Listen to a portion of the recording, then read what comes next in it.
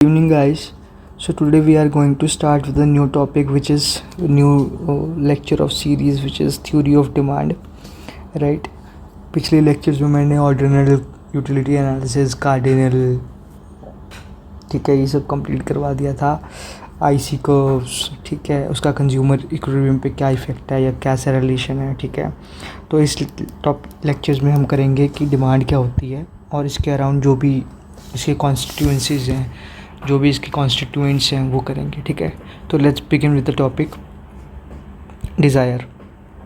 Desire का मतलब होता है विशफुल थिंकिंग।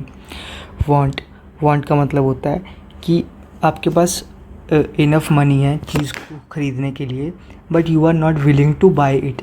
मान लीजिए आपने गाड़ी ख़रीदनी है, तो यू हैव मनी, ठीक है, मनी तो है आपके पास, बट विलिंगनेस नहीं है, ठीक है, इच्छा नहीं है, दृढ़ इच्छा नहीं है उसको ख़रीदने की, तो दैट इज़ कॉल्ड वांट। और डिमांड क्या होती है?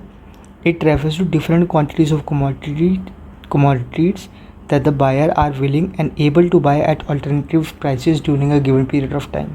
मतलब they have money, ठीक है, प्लस they have willingness, ठीक है, और इन दोनों के साथ अगर वो चीज़ को ख़रीद रहे हैं तो दैट इज़ कॉल्ड डिमांड, ठीक है, is called demand, right. It refers to different quantities of commodities that the consumer can buy at different alternative prices in a given period of time is known as demand, ठीक है।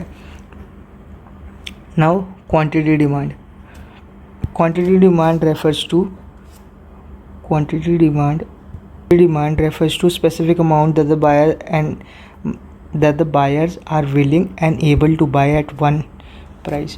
Quantity demanded का मतलब है कि वो quantity demand की जाएगी at specific amount. मतलब मान लीजिए मैंने कहा मुझे 10 आईफोन चाहिए, तो 10 का मतलब एक स्पेसिफिक क्वांटिटी हो गई ना, तो that is called quantity demanded, ठीक है, या क्वांटिटी डिमांड, ठीक है। इस क्वांटिटी डिमांड पे you are willing and able to buy, that is called quantity demand, right. और ये जो 10 आपने डिमांड किया ना क्वांटिटी, ये एक स्पेसिफिक प्राइस पे होगा।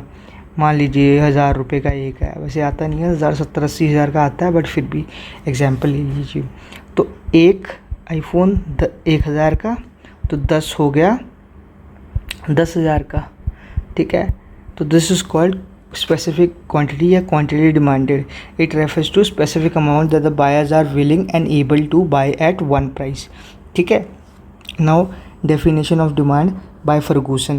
Definition refers to the quantities of a commodity that the consumer are able and willing to buy at each possible price during a given period of time and other things being equal, ठीक है। तो ये भी same ही बात बोल रहे हैं कि demand refers to the quantities of commodities that the consumer can buy or able to buy or are willing to buy, ठीक है, at each possible price or at different alternative price during a given period of time, एक given period time के अंदर, ठीक है। 5 constituents of demand, 5 constituents होते हैं demand के। डिज़ायर फॉर अ थिंग, मतलब आपकी इच्छा होनी चाहिए किसी चीज़ को ख़रीदने के लिए। Money to satisfy the desire, आपके पास उतने पैसे भी होने चाहिए कि आप उस डिज़ायर को सेटिस्फाई कर सकें। ये नहीं कि आपने सोच लिया कि जी मैंने अंबानी का एंटीलिया घर लेना है, अब आपके पास उतने पैसे ही नहीं हो, है ना। तो मतलब आपके पास उतने पैसे होने चाहिए कि आप अपने डिज़ायर को फुलफ़िल कर सकें। विलिंगनेस टू स्पेंड मनी, और ऐसा नहीं है कि आपके पास ये 2 चीज़ें होगी तो हो गया डिमांड, नहीं, आपके पास विलिंगनेस होनी चाहिए। मतलब एक तो आपने डिज़ायर है कि मुझे ये चीज़ ख़रीदनी है, दूसरी चीज़ आपके पास उतने पैसे होने चाहिए, तीसरी विलिंगनेस होनी चाहिए, ठीक है। इन तीनों को जब आप टिक करेंगे तब जाके आपका ये बनेगा डिमांड, ठीक है। मान लीजिए आपके पास डिज़ायर है but you don't have money, तो फिर वो कोई डिमांड नहीं हुई। या फिर डिज़ायर भी है आपने सोच लिया कि मुझे ये ख़रीदना है और मनी भी है, मगर फिर इच्छा नहीं हो रही आपकी यार कि मैं नहीं खर्च कर पाऊँगा। कई लोग होते हैं ना कि गाड़ी लेनी है, ठीक है, गाड़ी लेनी है, ठीक है, मगर खर्च करने की इच्छा नहीं है, तो फिर वो डिमांड नहीं है, ठीक है। Relationship of prices and the quantities of commodity demanded. Prices और क्वांटिटी ऑफ कमोडिटीज़ का जो रिलेशन है प्राइसेस का, वो बहुत इंपॉर्टेंट है इसमें, ठीक है। क्योंकि सीधी सी बात है, अगर जो चीज़ महंगी होगी आप उसे कम खरीदेंगे, जो चीज़ सस्ती होगी उसे आप ज़्यादा खरीदेंगे, है ना। ये रिलेशनशिप होता है, relationship of time and the quantities of commodity demanded. और रिलेशनशिप ऑफ टाइम का भी होता है कि किस टाइम पे आप खरीद रहे हैं, वेदर दैट टाइम इज़ एक हर एक क्वार्टर होता है ना, पीरियड होता है कि इस टाइम पे क्या कहते हैं, इस टाइम पे चीज़ सस्ती होती है। जैसे मानसून में अमूमन क्या होता है, मानसून में जो आपकी सब्जियां हैं वो महंगी हो जाती हैं। क्यों? क्योंकि वो ड्यूरेबल गुड्स हैं, ठीक है। तो डिपेंड करता है आप किस टाइम पे क्या चीज़ खरीद रहे हैं, ठीक है। ऐसे ही कह लीजिए कि जब दिसंबर का महीना आता है तो आपने देखा होगा कि जो एसीज़ हैं या कूलर हैं या फ़ैन हैं उनके प्राइजेज़ कम हो जाते हैं, और जब गर्मी का महीना आता है तो एसी के प्राइसेस बढ़ जाते हैं।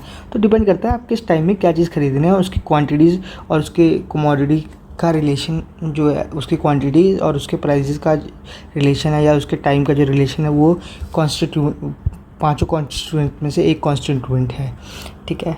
सो आई होप आपको ये समझ में आ गया होगा कि डिमांड क्या होती है, क्वांटिटी डिमांड क्या होती है, कॉन्स्टिट्यूएंट्स ऑफ डिमांड क्या होते हैं, ठीक है। विलिंगनेस क्या होती है, वांट क्या होता है, ठीक है।